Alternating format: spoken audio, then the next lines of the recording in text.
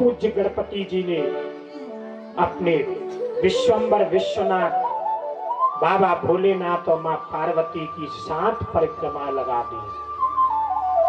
7 परिक्रमा, क्या बात है। बाबा बोले क्या कर रहा है ये तू? तो तुरंत गणपति ने निकाल के वेद को सामने रख दिया। बाबा या तो ये वेद झूठा है, झूठा है, और वेद झूठा नहीं है तो वेद कहता है पृथ्वी दीर्घ माता च अंबरो दीर्घ वही पिता। वेद झूठा। बाबा बोले वेद कभी झूठा नहीं होता। तो पृथ्वी से बड़ी माँ है, आकाश से बड़े तुम हो, कराओ हमारी 2-2 शादी जल्दी से।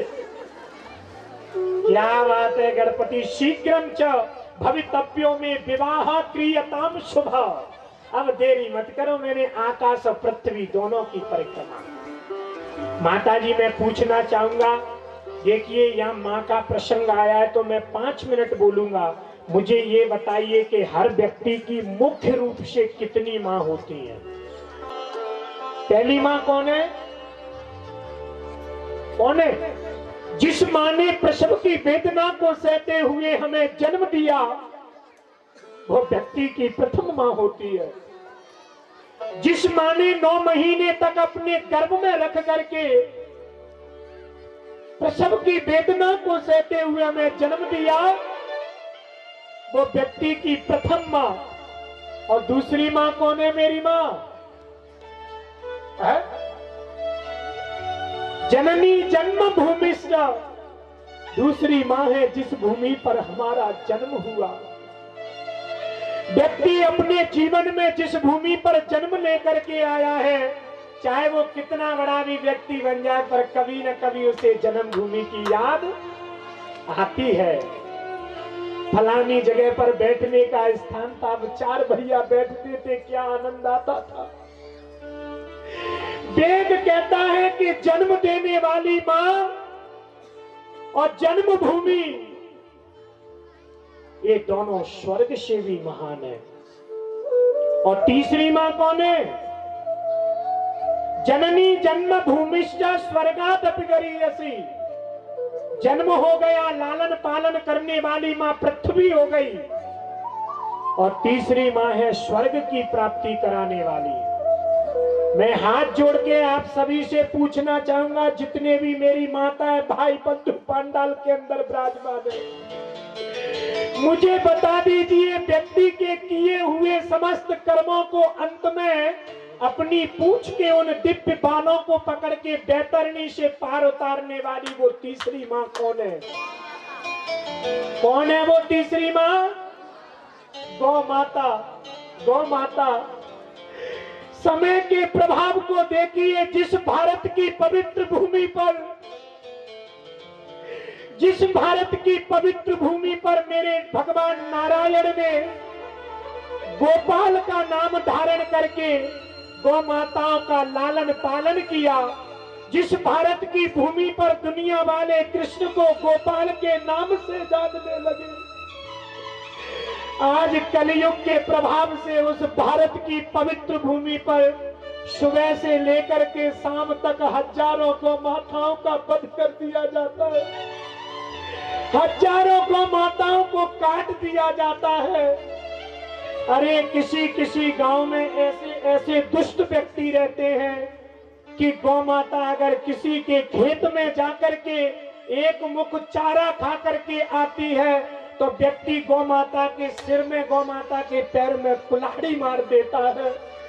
अगर गौ माता किसी भैया के घास को, लूसन को, गेहूं को खा करके आती है तो लोग बाग गौ माता के सिर में लकड़ी बांध देते हैं, गौ माता की पूंछ के बाल में, बाटल में कंकड़ डाल करके बांध देते हैं, गौ माता को कुल्हाड़ी लाठियों से पीटने लगते हैं।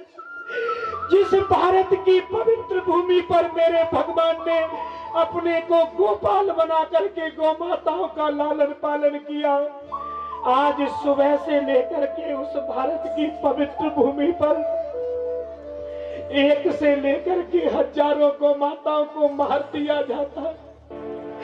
मैं पूछना चाहता हूं, कथा पंडाल के अंदर कोई ऐसा भैया बैठा है जो अपनी भुजाओं को उठा करके मुझे ये कह दे कि हाँ महाराज जी, मैं भारत की भूमि पर भारत की संस्कृति से जीवन यापन करने वाला कोई नहीं कह सकता। भारत के भाइयों का कर्तव्य है, गौ हमारी माता है। व्यक्ति का अंतिम समय आता है, व्यक्ति दूसरों के घर में जाकर के बच्चियों को खोजता है। संसार के लोग कहते हैं गौ माता का दान कीजिए जिससे इसके पाप कट जाए और ये शीघ्र ही चला जाए। हमको अंत समय में, मरते समय वो गौ माता याद आ जाती है। दूसरों के खेतों में जाकर के हम उस गौ माता को खोल करके ब्राह्मण के द्वारा अपने माँ पिता पर संकल्प करवाते हैं, तब हमें वो गौ माता याद आ जाती है। कुछ लोग कहते हैं पंडित जी, गौ माताओं की वजह से हजारों रुपए का खेत पर तार लगाना पड़ता है, तार फेंसिंग कर दी। ये प्रश्न मुझसे करेंगे व्याल, मैं नीचे आऊंगा तो मुझे ध्यान देना दादा। भारत की पवित्र भूमि पर नदियों के किनारे जो गौचारण की भूमि नियुक्त की गई थी, हम लोगों ने ट्रैक्टर मशीनों के द्वारा उनको खेत बना दिया। तो क्या गौमाता कहीं पर कुछ खाने का अधिकार नहीं है? भाई कहीं तो वो अपना जीवन यापन करेंगे। सुबह से लेकर के शाम तक हजारों पापी, हजारों कसाई गौ माता को काट देते हैं। पांडाल के अंदर कोई हाथ उठा के नहीं कह सकता मैं हिंदू, मैं भारत के सत्य सनातन धर्म के मानने वाला नहीं कह सकता कोई, क्योंकि भारतीय का ये नियम है, धर्मो रक्षति रक्षित। जो व्यक्ति धर्म की रक्षा करता है, प्यारे समय आने पर धर्म उसकी रक्षा। मैं कहता हूं, अगर आपको मेरी ये बात बुरी लग रही हो, मुझे जीवन में कभी द्वारा कथा करने मत बुलाना। बोले प्रश्न करो। विदेशियों ने पूछा विवेकानंद जी ये बताइए, भारत की पवित्र भूमि पर किस पशु, क्या प्रश्न है, किस पशु का दूध सबसे ज्यादा महत्वशाली है? क्या प्रश्न किया? भारत की पवित्र भूमि पर किस पशु का दूध सबसे ज्यादा महत्वशाली है? विवेकानंद जी बोले भैया समझा नहीं, एक बार और कर। बोले भारत की पवित्र भूमि पर किस पशु का दूध सबसे ज्यादा महत्वशाली? तो माता जी क्या उत्तर देना चाहिए था? विवेकानंद जी बोले सुनो महाराज, भारत की पवित्र भूमि पर किस पशु का, तो महाराज पशुओं में तो भैंस का है। हाँ, विदेशी लोग चौंक गए कि गौ माता का दूध बताते हैं अमृत के समान। विवेकानंद जी से कहा गौ माता का दूध, विवेकानंद जी का शरीर हिलने लगा, आंखों में रक्त आ गया, क्रोध में हिलने लगे। विवेकानंद जी ने कहा ए फिरंगी, तूने प्रश्न क्या किया था कि भारत की भूमि पर किस पशु का, पशुओं में तो भैंस का है, गौ माता पशु नहीं, गौ माता हम भारतवासियों की माँ है। माँ जन्म देने वाली, लालन पालन करने वाली और मोक्ष देने वाली गौ माता है। और गौ माता के दूध की बात करता है, गौ माता का दूध दूध नहीं, गौ माता का दूध पयः प्रतिप्याम पय ओखधि, गौ माता का दूध तो अमृत है। गौ माता के दूध को देखो पीला, अमृत है। और गौ माता के दूध की बात, अरे जिस गौ माता के दूध को पीने से कैंसर जैसी बीमारियां, दादाजी गौ माता के दूध की बात तो बहुत बाद में आती है, लेकिन जिनके बेटे की पढ़ने में बुद्धि तीव्र ना हो, जिनकी याददाश्त कम हो, जो तुरंत भूल जाते हो, जिनके शरीर में कैसा भी रोग लगा हो, ये मैंने अपने जीवन में प्रैक्टिकल किया है। दूध तो छोड़िए, लेकिन जिस व्यक्ति को जीवन में विद्यावान बनना है, बुद्धिमान बनना है, वो नित्य प्रतिदिन गौ माता के मूत्र को पीना प्रारंभ कर दे। गौमूत्र शिवपुराण मेरे सामने है। जिस समय दास ने गुरुजी के वहां पर गुरुकुल में अध्ययन किया था, एक दिन नहीं, 2 दिन नहीं, 6 वर्षों तक निरंतर आधा किलो गौमूत्र का पान किया। 6 सालों तक नित्य प्रतिदिन लीटर लगा करके आधा आधा किलो गौमूत्र दास ने 6 वर्ष निरंतर पिया। लेकिन जो गौमूत्र पिएंगे वो देशी गौ माता का गौमूत्र होना चाहिए। आप देखिए उस बच्चे की बुद्धि को, देखिए उस बच्चे के शरीर को, देखिए उसके तेज को देखिए। प्यारे, आज विवेकानंदित तो माता जी, भैया मैं पूछ रहा हूं कि अपने अपने घर में एक एक गौ माता रखेंगे।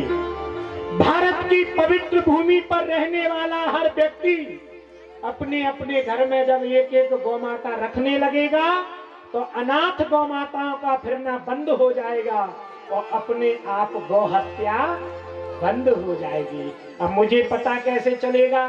तो मैं जयकारा बोलूंगा, आपको हाथ उठा करके जयकारा लगाना है। बोलिए विश्वनाथ भगवान की, विश्वनाथ भगवान की। अब हाथ उठा करके आपने शंकर जी के सामने ये संकल्प किया है कि बाबा हम हाथ उठा के ये शपथ लेते हैं कि एक एक गौ माता हम लोग अवश्य रखेंगे। ध्यान देना मेरी माँ, ध्यान दीजिएगा, ये हंसने वाली बात नहीं है। एक दिन में व्यक्ति 150 रुपए का, अभी जब लॉकडाउन लगा था ना, जो लोग क्या कहते हैं इसको, हाँ सुरती, तमाकू जो लोग खाते हैं, राजश्री को 200 रुपए में खरीद रहा था। 200 रुपए, बताइए खरीद रहे थे कि नहीं? 100 ग्राम तम्बाकू 1000 का खरीद रहा था। आप वो खरीद सकते हो। एक गौ माता एक दिन में सिर्फ 30 रुपए का खर्चा करती है, 30 रुपए का भूसा खाती है, सिर्फ 30 रुपए। आज प्यारे, गणपति जी ने कहा मंदिर के अंदर जिन्हें हमने पसीना शरीर एकदम, माँ पार्वती, अभी गणेश तो ना, हाँ पिताजी प्रणाम करो दादा को। ये क्या है गणपति? अंदर चलो बाबा से मिलो। अब तो गयो। श्री कार्तिक जी महाराज ने बड़े प्रसन्न होकर के आशीर्वाद, बाबा ये क्या हो रहा है? भगवान भोलेनाथ ने कहा सुनो बेटा कार्तिकेय, तुम जो बेटा, आज की जो बहुआ, जो बेटा अपने माँ पिता को दुखी रख करके, अपने माँ पिता की आंखों से आंसू बहा करके कभी प्रयागराज जला रही है, दुखी होके रोटी भोजन बना रही है। मैं एक बात पूछना चाहूंगा, जिस माँ ने आपको जन्म दिया, अगर आपके किए हुए कर्म से वो माँ घर में आंसू बहा रही है, वो पिता आंसू बहा रहे हैं, आप चावड़ वाली मैया पे जाओ, गहरारे वाली पे जाओ, सती मैया पे जाके ये पत्थर की मूर्ति तुम्हें क्या दे सकती है? जब तुम्हारी जीवित माँ तुम्हारे ऊपर हाथ रख देगी कि जा बेटा, चत्वारि मानि वर्धन्ते आयुर्, माँ के आशीर्वाद को चावड़ सती मैया सब आशीर्वाद देंगे। और कहीं प्यारे घरवाली मैया का दरवाजा बंद होता है। बुढ़ापा के बना लीजिए कलयुग, बुढ़ापा कलयुग नहीं। रामचरितमानस में सबसे कम बोलने वाले, रामचरितमानस में अगर सबसे कम कोई बोला है तो शत्रुघ्न। बुढ़ापे को कलयुग में आप तो बुढ़ापा जैसे ही आ जाए, बहू रानी संभालो, बर्बाद करना है तो अभी हमारे सामने करो बेटा, बर्बाद करना है तुम करो, बनाना है तुम बनाओ, हम तो। और बुढ़ापे का ये नियम होता है मेरी माँ, बुढ़ापे में अगर ये डाला, बहू का जवाब आएगा ये बुढ़िया और खा के चली मुँह, तो यही हो गया ना, कुछ करती है ना धरती है, और व्यंजनों का स्वाद और ये कला। जब बहू रानी उस सब्जी को खाएगी तो आंखों में आंसू आ जाएंगे, मेरी माँ कितनी भूली है, सब्जी लेगी वो बहू, माँ तुमने मुझसे कहा नहीं बेटा, तुझे बुरा लग जाता, हो गया फिर। क्या बात है। आज कार्तिक जी महाराज रुष्ट हो गए और दुखी होकर के आपने मेरे साथ छल किया है, क्रौंच पर्वत के लिए भाग गए, मैं अब यहाँ पर नहीं रहूंगा। क्रौंच पर्वत की पवित्र भूमि पर अपने बेटे को दुखी देख करके भागते भागते मां पार्वती ने बाबा भोलेनाथ से कहा, बाबा उमा पी दुखमापन्ना स्कंदा विरत में सती, उवाच मिनम दीना तत्र गच्छ मनोहरा। भगवान की वो परम कृपा हुई। भगवती पर भोलेनाथ को लेकर के क्रौंच पर्वत पर पहुंची। आपको भी यहाँ रहना पड़ेगा। बाबा बोले तो फिर हम यहाँ स्थापना करें, कीजिए। ऐसा नहीं इधर से सुन के आपने इधर से निकाल दिया। 1 मिनट बोलूंगा, उसके बाद में गणपति भगवान की प्रथम पूज्य के प्रभाव से पूजा, उसके बाद तुरंत आरती। देखिए श्रोता 2 प्रकार के हैं दादा, भैया, दादी, 2 प्रकार के। कैसे? कम नहीं है। मूर्ति बेचने वाले के पास में ठाकुर साहब पहुंचे, 2 मिनट की कथा पर ध्यान। ये मूर्ति बेचने वाले ने कहा एक प्रतिमा तो 1100 की है और दूसरी प्रतिमा की नौछावर महाराज 500 है। 500 और 1100। ठाकुर साहब ने कहा विशेष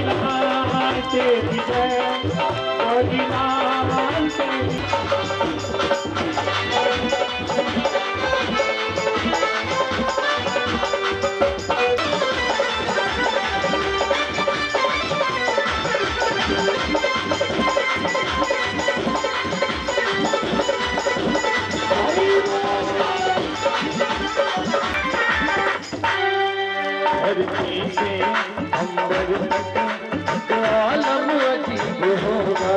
धरती से अंबर तक आलम अजीब होगा। धरती से अंबर तक आलम अजीब होगा। धरती से अंबर तक आलम अजीब होगा।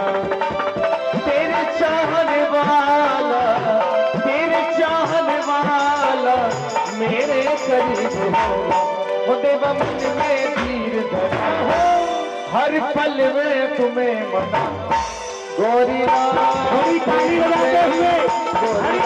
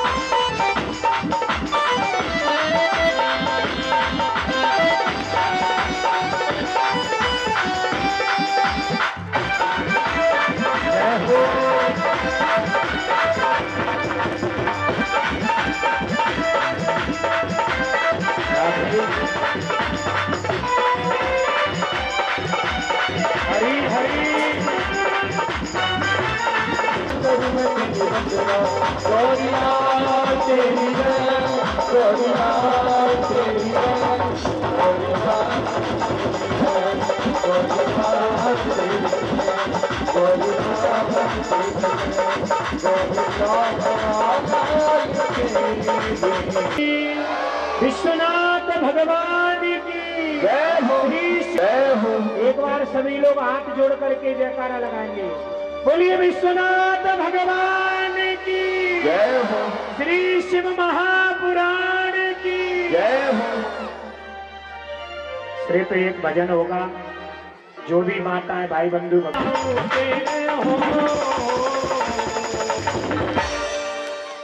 जय जय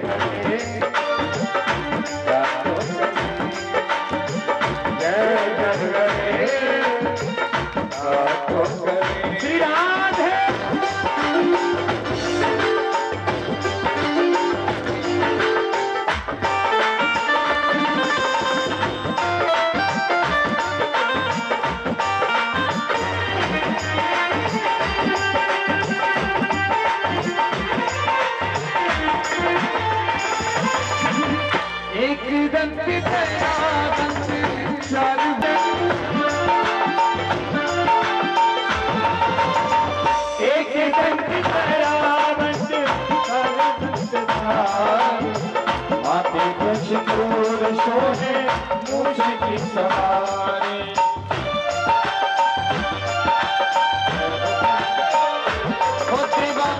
तुमको मनाऊं प्यारे हो, जय जय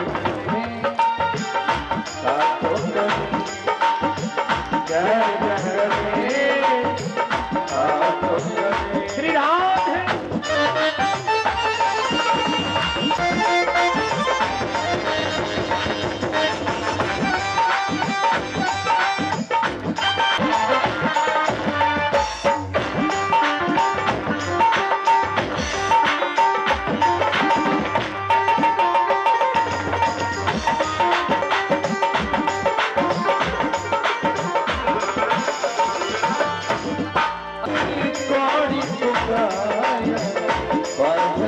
एक बार सभी भक्त दोनों हाथ खड़े करके सभी साली सेवा करते हुए पीछे वाले दादाजी दादी माँ ने सौगंध खिला के भेजे हो,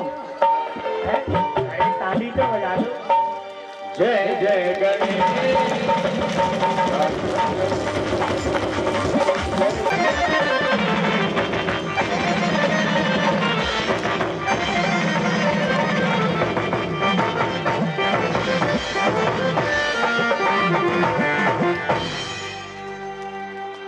भक्तवत्सल भगवान की जय।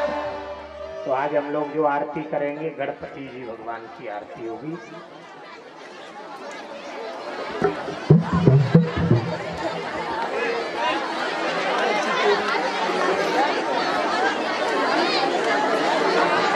श्री राधे। थोड़ी आवाज बढ़ा दो बाबू जी।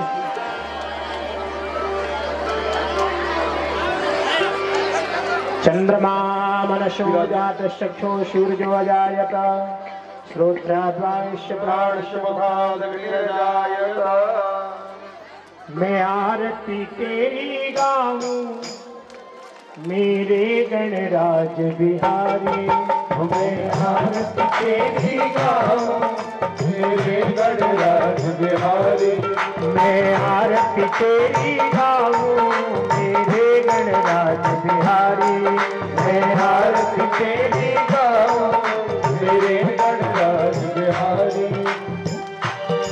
मैं नित नित तुम्हें मनाऊं मेरे गणराज बिहारी।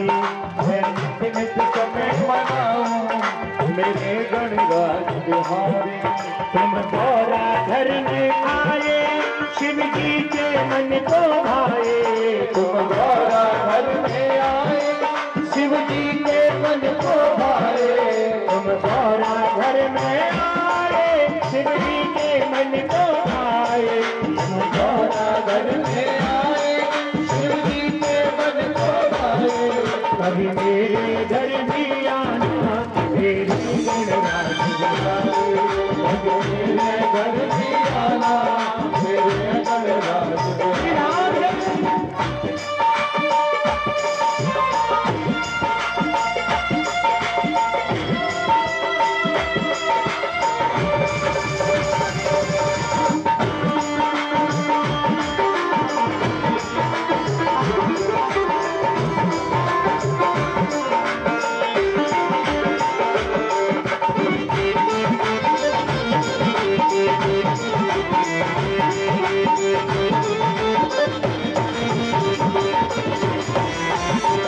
कोई लड़ुअन भोग जिनावे कोई छप्पन भोग लगावे। कोई लड़ुअन भोग जिगावे कोई छप्पन भोग लगावे। कोई लड़ुअन भोग जिनावे कोई छप्पन भोग लगावे। कोई लड़ुअन भोग जिगावे कोई छप्पन भोग जिगावे। कोई लड़ुअन कोई लड़ुअन कोई लड़ुअन भोग जिनावे कोई छप्पन भोग लगावे। कोई लड़ुअन भोग जिगावे कोई छप्पन भोग लगावे। हम तो पुरवाने आए गणराज बिहारी। हम तो पुरवाने आए श्री गणराज बिहारी। जो आए शरण तुम्हारी विपदा मिट जाए सारी। हम सब पर कृपा रखना वो जगत के पालनहारी। हम सब पर कृपा रखना वो जगत के पालनहारी। मैं आरती तेरी गाऊं मेरे गणराज बिहारी। अरविंदे भवं भवानी सहितं नमामि। जलेन शीतलेन ओम द्योः शान्तिरन्तरिक्षं शान्ति पृथिवी शान्तिरापः शान्तिरोगदया शान्ति वनस्पतयः शान्तिर्विश्वे देवाः शान्तिर्ब्रह्म शान्ति। बोले तेरी आरती शंकर तेरी आरती सारा संसार करेगा हाथ जोड़ के। ब्रह्मा जी कहते रोयश गावे ब्रह्मा जी कहते रोयश गावे। नारद सारद ध्यान लगावे नारद सारद ध्यान लगावे। और करे जयकार हो और करे जयकार हो। करेगा हाथ जोड़ के बोले तेरी आरती शिव शंकर तेरी आरती सारा संसार करेगा हाथ जोड़। श्री राधे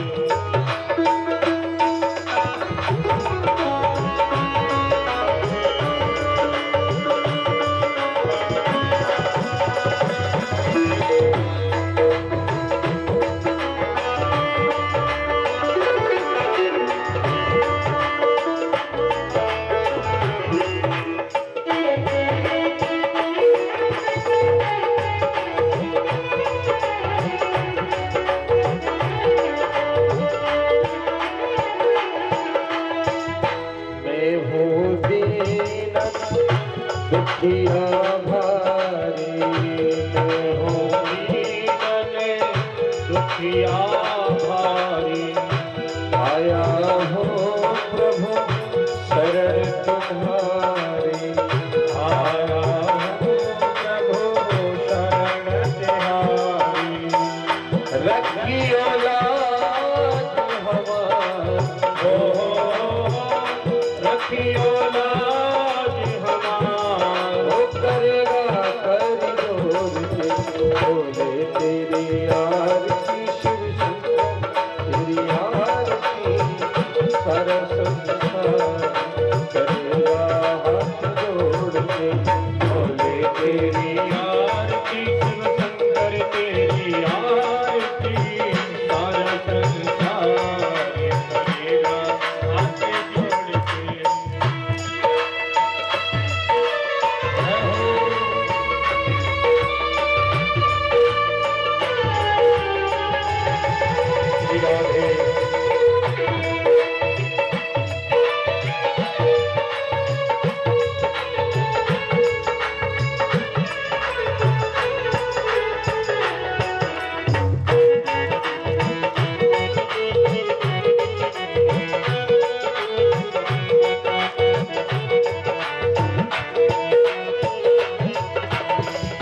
अपने चरण की भक्ति दीजिए अपने चरण की भक्ति दीजिए। अपनी शरण में मोहे रख लीजिए अपनी शरण में मोहे रख लीजिए। कर भगवान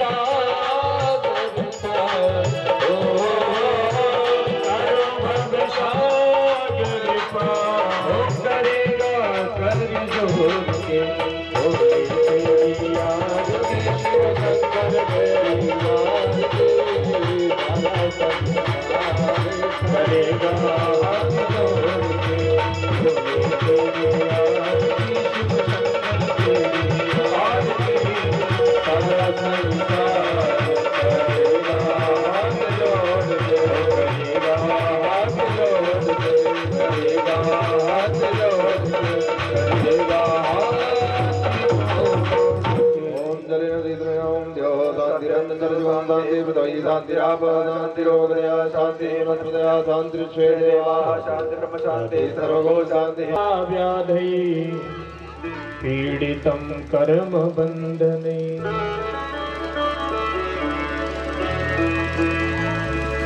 जन्म मृत्यु जरा व्याधि पीडितं कर्म बंधने।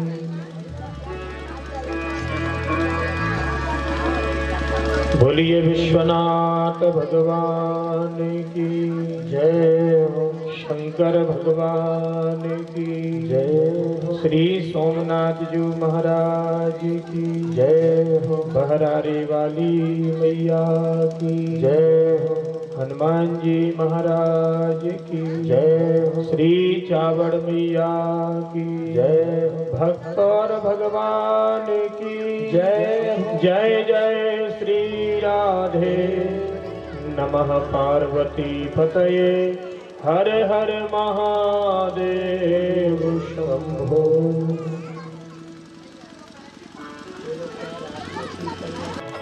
प्रभु मुझे बता चरणों में कैसे आऊं, हे प्रभु मुझे बता दो, हे प्रभु मुझे बता दो, जय हो चरणों में कैसे आऊं, हे प्रभु मुझे बता दो। हे प्रभु बड़ी ताली बजाते हुए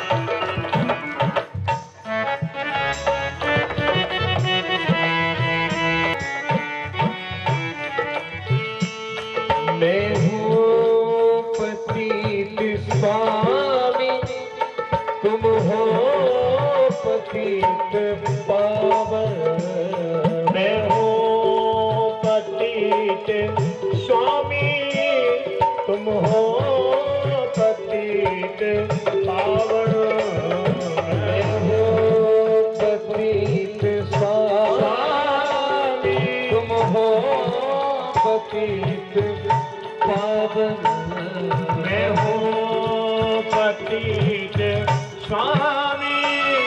तुम हो पतित पावन, अवगुण भरा हृदय, अवगुण भरा हृदय। थोड़ी तालियां देके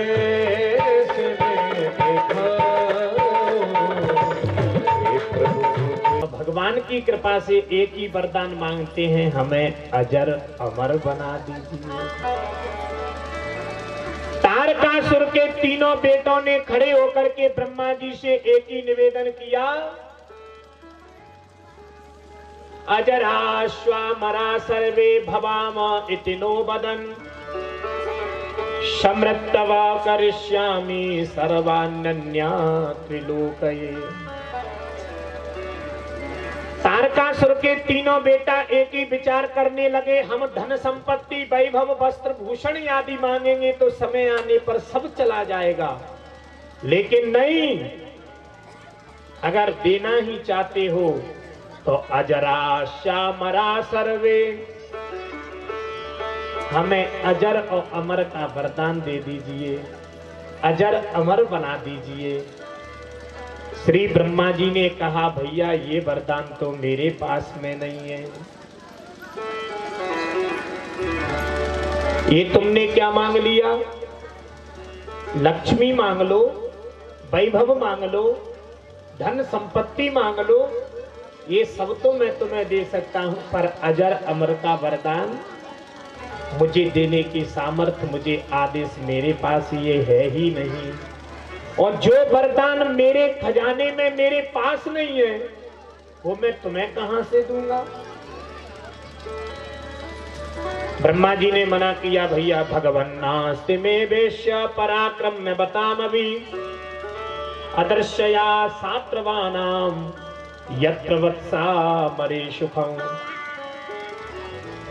और कुछ वरदान मांग सकते हो तो दादाजी, भारत की पवित्र भूमि पर सत्य सनातन धर्म के नियम में अजर अमर का वरदान दैत्यों के पास में नहीं है, और न देवताओं के पास में है कि वो दैत्यों को आशीर्वाद रूप में दे सकें। ब्रह्मा के पास नहीं है, न विष्णु के पास है, न भगवान शिव के पास है। एक दिन दास ने निवेदन किया था, अजर अमर का वरदान अगर किसी के पास में है तो भारत की पवित्र भूमि पर सिर्फ मात्र शक्ति ही है।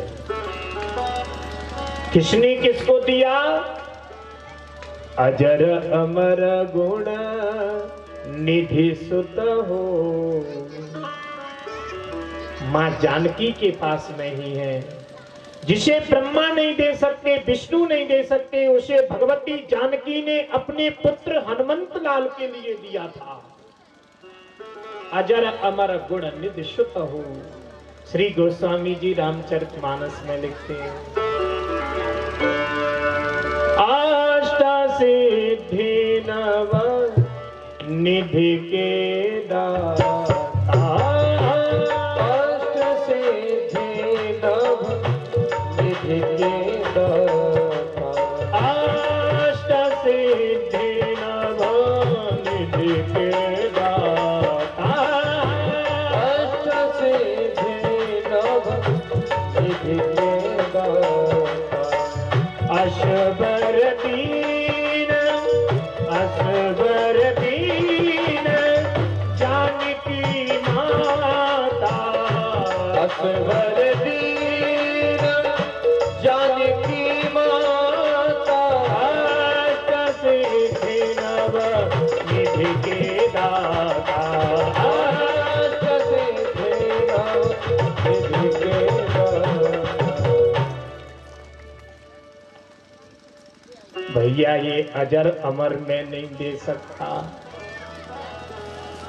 तारकासुर के तीनों पुत्र विचार करने लगे, यही वरदान हमारे पिताजी ने भी मांगा था ब्रह्मा जी से, लेकिन जब ब्रह्मा ना दे सके तो क्या मांगा? मुझे अजर अमर का वरदान मत दो, लेकिन शिव शिवा के बीच में जिस पुत्र का जन्म हो उसी से मेरी मृत्यु हो। ठीक है, उसके लिए कार्तिकेय जन्म लेके आए। अब ये तीनों बोले शिव शिवा भी, जो बाबा कभी विवाह नहीं कर सकते थे हमारे पिता के वध के लिए, देवताओं के कहने पर उन्होंने विवाह किया और पिता का उद्धार उनके पुत्र कार्तिकेय स्कंद के द्वारा हो गया। बोले भैया अब ये वरदान हमें नहीं मांगना।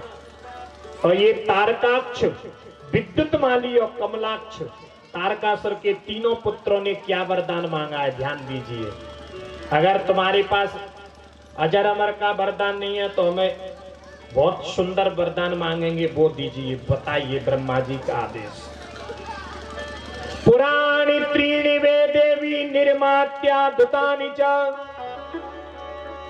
सर्व संपन्न मृत्तान दृष्णानि च त्रयोवर एवं पुराणी त्रीणैव समासाध्वे महन्तप ययाचे कमलास्ते तो राजतों सुमहत्पुरं। तीनों ने कहा अजर अमर को छोड़िए और आप हमें 3 पुरा बना करके हमारे लिए जो त्रिपुर के नाम से जाने जाएंगे, लेकिन हमारी शर्त ये रहेगी कि तीनों के जो महल होंगे त्रिपुर के नाम से 3 जो पुरा बनाए जाएंगे वो एक ही मार्ग पर होने चाहिए, एक ही मार्ग पर। अलग अलग होने के बाद भी उनका कोई छेदन करने वाला नहीं होना चाहिए, और जो उनका छेदन करे तो उन हमारे त्रिपुर का छेदन भस्म उसी समय हो सके जब वो एक मार्ग पर आ जाएं, एक लकीर पर एक ही बाणों से तीनों का भस्म किया जाए। और हमारे जो त्रिपुर बनेंगे, हमारे जो घर बनेंगे, महल बनेंगे, ये अलग अलग वस्तुओं से, अलग अलग धातुओं से बनेंगे। ब्रह्मा जी बोले भैया हाँ कौन कौन सा? तो तारकाक्षतम प्राहो यदि में सुरमेरभि करोति विश्वकर्मा तन्मम है महेतरम। तारकासुर ने कहा ब्रह्मा जी विश्वकर्मा को आदेश दीजिए, मेरे लिए जो मेरा भवन नगर बनेगा वो स्वर्णमय होना चाहिए, सोने के धातु से, जिसका भेदन कोई न कर सके पृथ्वी पर। ब्रह्मा जी ने कहा भाई भेदन करने वाला तो कोई ना कोई तैयार करना पड़ेगा, मेरे लिए स्वर्णमय महल बनवाइए, मेरे भाई कमलाक्ष के लिए रजतमय महल बनवाइए, और मेरे छोटे भाई विद्युतमाली के लिए इस्पाती का महल बनवाइए। क्या बात है। आकाश में पुष्परातक नामक वर्षा होने लगी। तीनों का एक ही वचन, त्रिपुर का निर्माण किया जाए, जिस त्रिपुर का छेदन करने वाला पृथ्वी पर कोई न हो। अब जब त्रिपुर का छेदन ही नहीं होगा तो हम तो अजर अमर ही हो जाएंगे। ब्रह्मा जी ने कहा नहीं भाई, त्रिपुर का निर्माण अवश्य होगा, लेकिन समय आने पर तथा वर्ष सहस्रांते समय यान्तम परस्परम एक ही भावम गमिष्यामि पुराणे तानि नन्यथा।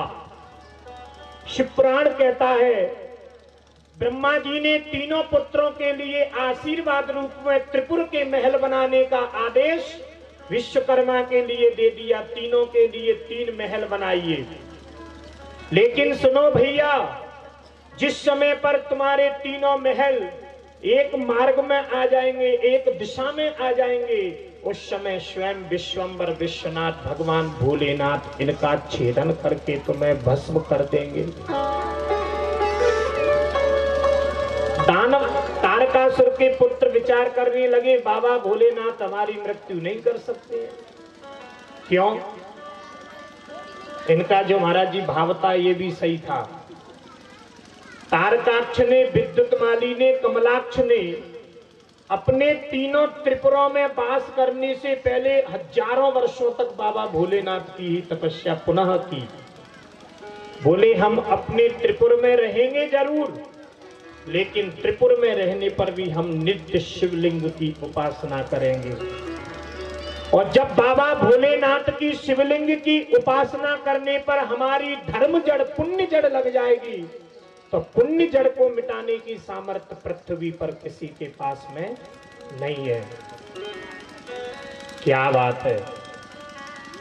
तीनों के लिए एक बहुत ही सुंदर दिशा में 3 महलों का निर्माण करवाया।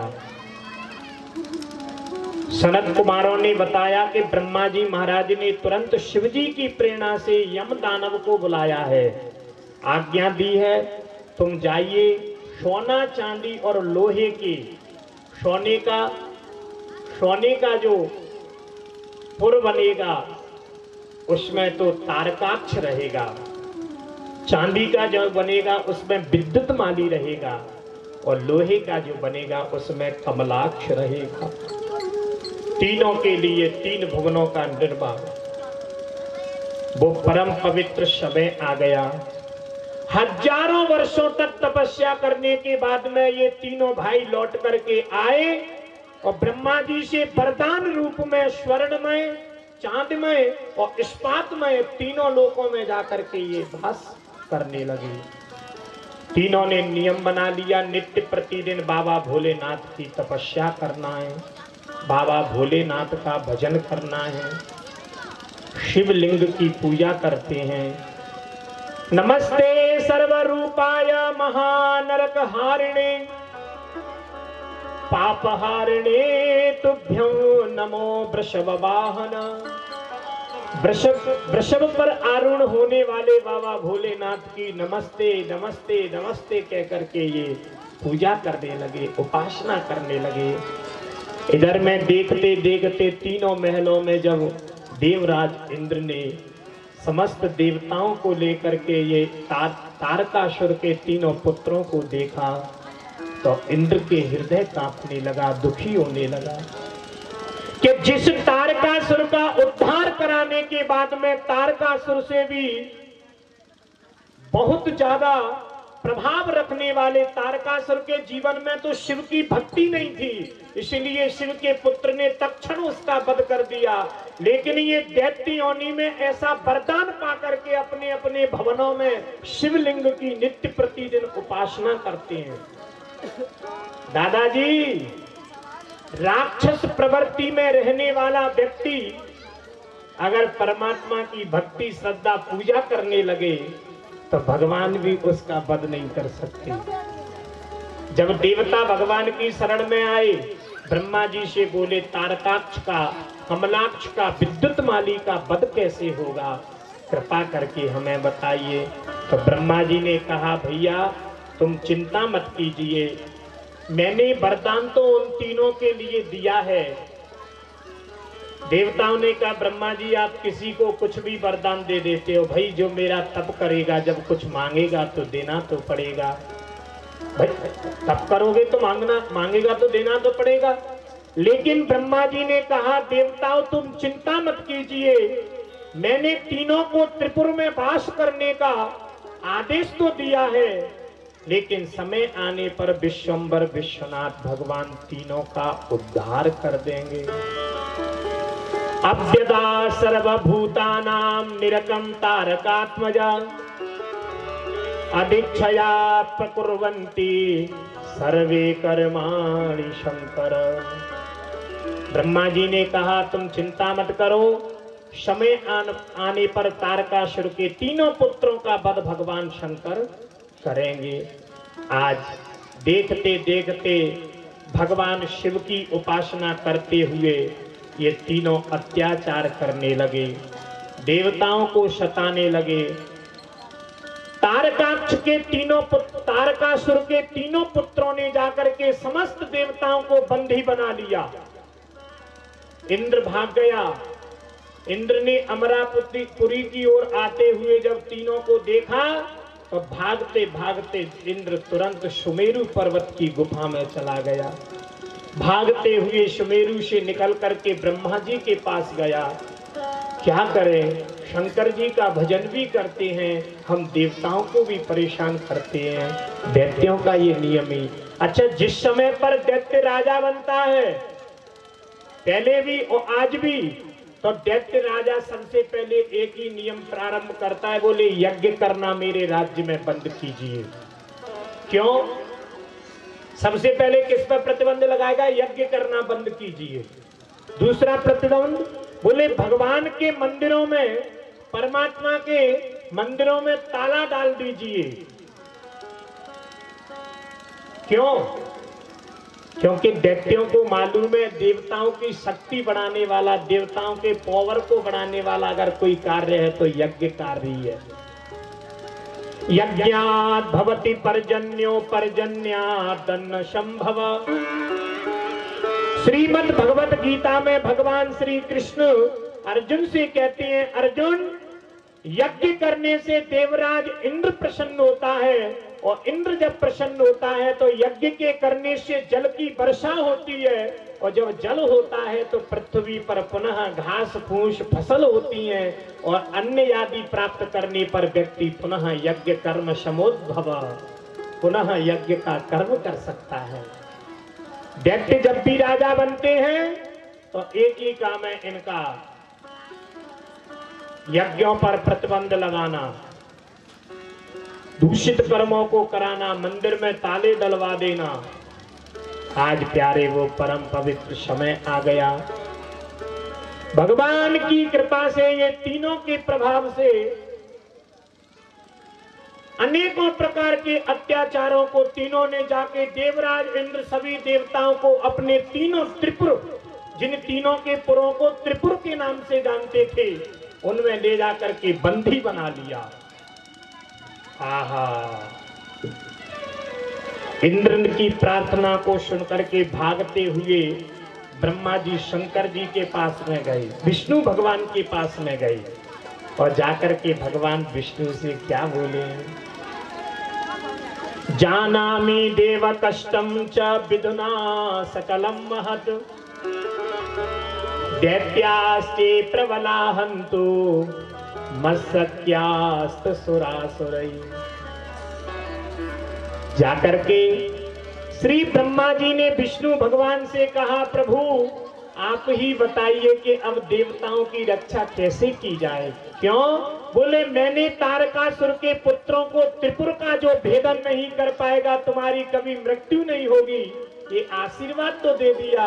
अब वो दारी के शंकर भगवान के शिवलिंग की उपासना भी करते हैं, और शिवलिंग की उपासना से भक्ति भी मानी जाती है, और इधर में दैत्य के रूप में आकर के देवताओं को परेशान भी करते हैं। बताओ अब क्या किया जाए। तो भगवान विष्णु कहने लगे हैं, चलिए हम शंकर जी के पास तुम्हें लेके चलते हैं। चलते चलते दोनों देवता ब्रह्मा विष्णु भगवान शंकर जी के पास में गए। बाबा भोलेनाथ ने जब देखा, शंकर जी ने पूछा, सृष्टि करता ब्रह्मा, पालन करता विष्णु, आज मेरे धाम में तुम्हारा किम कारणम यत्र गमिष्यति, यहाँ आने का आपका क्या कारण है। तो दोनों देवता भगवान शिव से क्या कहने लगे, इत्याकर्ण बचस्तेषां इंद्रादीनां दिवौकशाम् क्षीर्यन्ते दैत्य घोरेण त्रिपुरा पाशभिः शिव। ब्रह्मा विष्णु ने कहा, बाबा भोलेनाथ, ब्रह्मा ने कहा मैंने तारकासुर के तीनों पुत्रों को त्रिपुर का वास दिया है। त्रिपुरा घोरेण त्रिपुरा वास भी सही, त्रिपुर में तीनों वास करते हैं। और बाबा उनका वचन है कि अनेकों भागों में, अनेकों दिशाओं में बने हुए ये तीनों पुरा जब तक त्रिपुर रूपी एक ही लाइन में, एक ही दिशा में नहीं आ जाएंगे, तब तक इनका कोई छेदन नहीं कर सकेगा। और इनको भस्म करने का, छेदन करने की जो शक्ति है वो सिर्फ और सिर्फ आप में ही है। इसलिए बाबा आप ही चलो और चल करके देवताओं की रक्षा को कीजिए। बाबा भोलेनाथ ने विष्णु भगवान से क्या कहा, अयं वै त्रिपुरा रक्षा पुण्यवान वर्तते धुना, यत्र पुण्यम प्रवर्तेन हंतव्यो बुधैकचित्। शिव जी ने हाथ उठा दिए, भैया जो तुम कहते हो वो तो परम सत्य है, लेकिन यत्र पुण्यम प्रवर्तेन, आप कहते हो कि त्रिपुर में रहने वाले, त्रिपुर का जो अध्यक्ष है वो पापी या नहीं, तीनों पुरों में नित्य प्रतिदिन मेरे शिवलिंग की पूजा की जाती है, और भला महाराज मैं अपने भक्तों को कैसे मार सकता हूं? हाथ उठा दिए शंकर जी ने। मुझे मालूम है कि त्रिपुर में रहने वाले तारकाक्ष, विद्युतमाली, कमलाक्ष देवताओं को परेशान करते हैं, लेकिन जब तक ये तीनों मेरे शिवलिंग की पूजा अगर त्रिपुर में करेंगे, तब तक मैं इनका वध। माफ करना, मैं जानता हूं कि कहीं हमने आपकी रक्षा नहीं की तो भला संसार में आप देवताओं की रक्षा कौन कर सकता? लेकिन सुनो विष्णु, मैं पृथ्वी पर अगर किसी के बस में हूं तो सिर्फ भक्तों के बस में। ना हम बसामि वैकुंठे योगिना हृदयेन च मद्भक्ता यत्र गायन्ति तत्र तिष्ठामि नारद। अहं भक्त पराधीनो यश्वतंत्र इव द्विज साधुर्भरग्रस्त हृदयो भक्तैर्भक्त जनप्रिय। वेद कहते हैं, शास्त्र कहते हैं, बाबा भोलेनाथ ने कहा, ब्रह्मा विष्णु जब तक त्रिपुर में रहने वाले तारकाक्ष, कमलाक्ष, विद्युतमाली के वहां पर जाकर के मेरी भक्ति के विपरीत उन्हें कोई पाठ देने वाला नहीं है, मेरी भक्ति को छुड़वाने वाला जब तक आप उपाय नहीं करोगे, तब तक मैं उन तीनों का वध नहीं कर सकता।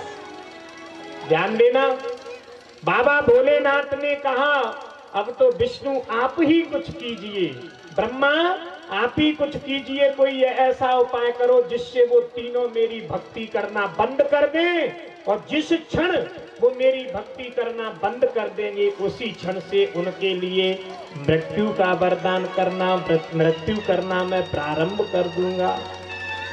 ये कथा हमें क्या सिखाती है भैया? व्यक्ति क्यों ना संसार में रहकर के कभी दैत्य कर्मों को कर दे। दैत्य कर्म, राक्षस कर्म क्या होता है? किसी दुखी को दुखी करना, किसी गरीब को सताना, किसी असहाय व्यक्ति को दुखी करना। लेकिन ये करने पर व्यक्ति को जो पाप लगता है, राक्षसी प्रवृत्ति हो जाती है। शिव पुराण बताना चाहता है, राक्षसी प्रवृत्ति में भी जो व्यक्ति भगवान की पूजा से जुड़ा रहता है, परमात्मा उसका वध नहीं कर सकते, भगवान उसे मार नहीं सकते। बाबा भोलेनाथ की हर क्षण पूजा करने वाले ये तीनों तारकासुर के पुत्रों को मारने में बाबा भोलेनाथ समर्थ नहीं हो पा रहे हैं। बाबा भोलेनाथ समर्थ नहीं हो पा रहे, सिर्फ एक ही बात का विचार कर रहे हैं कि भला मैं क्या कर सकता हूं।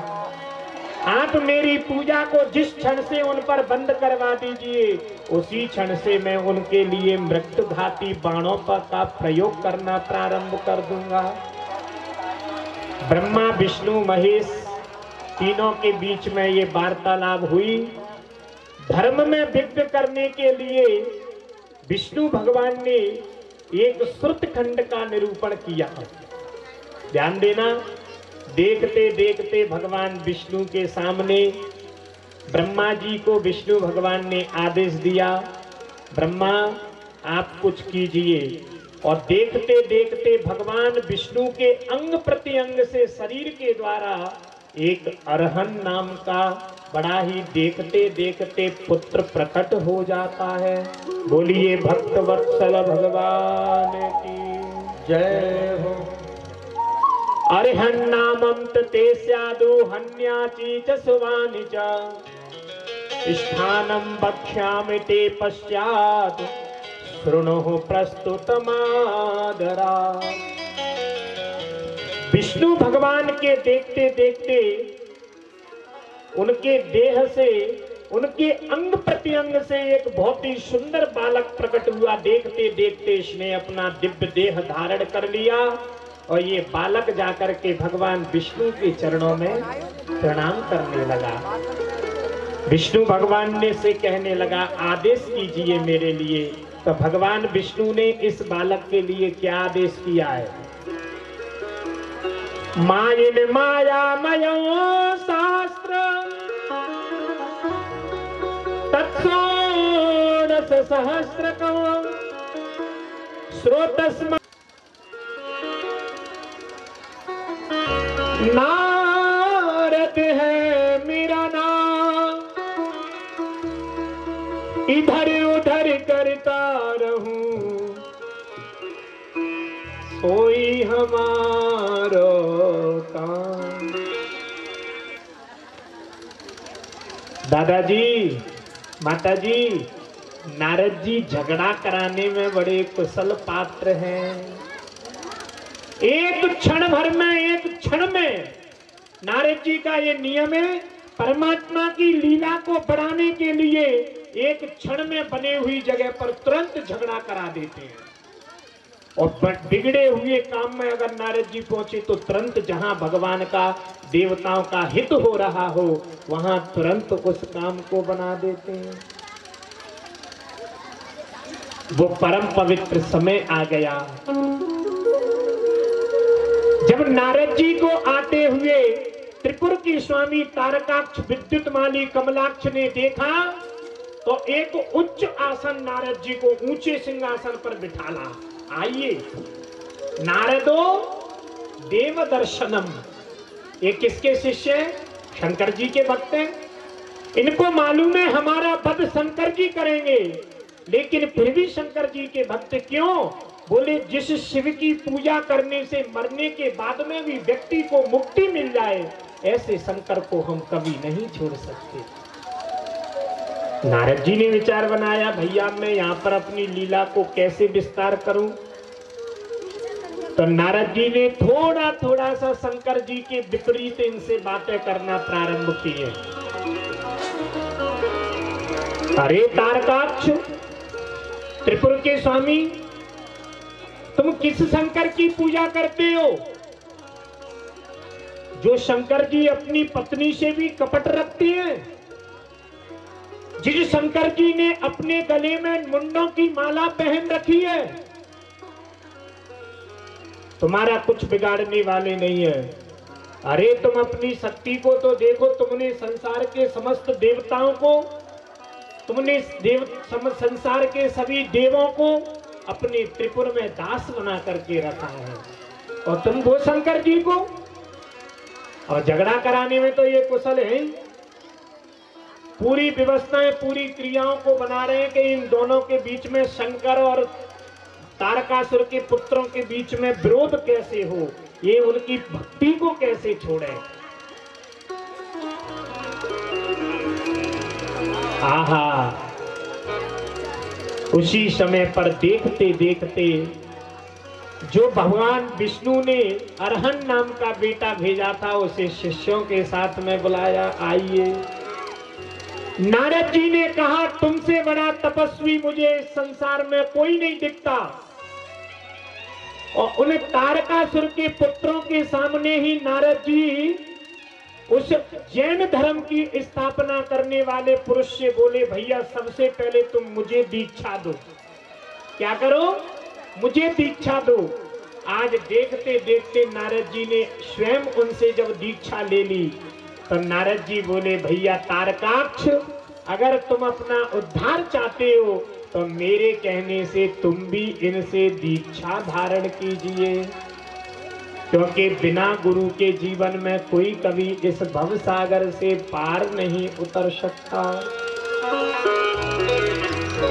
एक बार हाथ उठा के बताइए, आप लोगों में से कितने लोगों ने दीक्षा धारण कर रखी है? हाँ हाँ, गुरु बिना भवनिधि तरहीन कोई।